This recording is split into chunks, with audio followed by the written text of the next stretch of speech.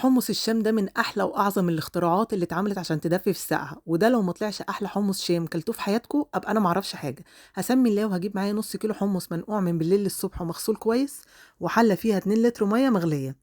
هحط كده حمص الشام ياخد غلوه بدون اي اضافات خالص.